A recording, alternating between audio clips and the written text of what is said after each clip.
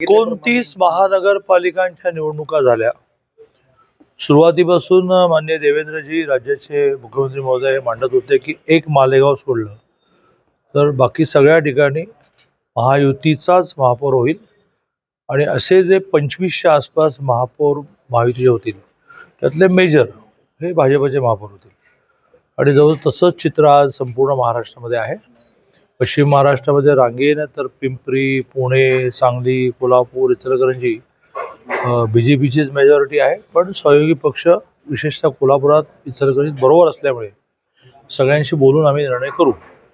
इथे एक अनपेक्षित स्थिती निर्माण झाली की 39ला 50% होतं, एक ॲडिशनल लागतो 40वा महापौर होतो, अदरवाईज इक्वल होईल, टाय झाल्यामुळे टॉस होईल.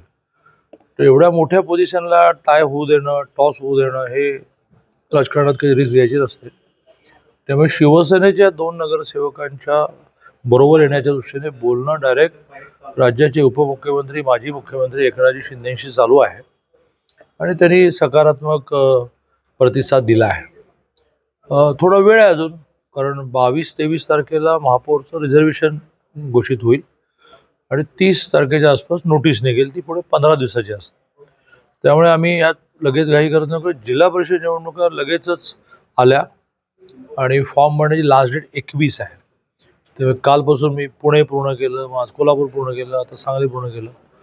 आमच्यातली स्पष्टता आणि युतीतल्या घटक पक्षांबरोबर जागा वाटपाची बोलणी यात मी इतकं अडकलो आहे. सायमल्टेनियसली एकनाथजींशी बोलतोच आहे. तेव्हा शिवसेनेचे 2 मिळाल्यामुळे आता आमचे 41 झाले. 40लाच महापौर होतो, त्यामुळे एक जास्त आहे. बरोबरीने महायुतीतला नॅचरल पक्ष आणखीन एक बाहेर राहतो, तो म्हणजे अजितदादांचं राष्ट्रवादी. तर त्यांना बरोबर घेणं या विषयामध्ये मुळात लोकल राष्ट्रवादीच्या आलेल्या 16 जणांनी निर्णय करायला लागेल. तसं त्यांच्या श्रेष्ठींशी बोलावं लागेल. मग श्रेष्ठी आमच्या देवेंद्रजींशी बोलतील.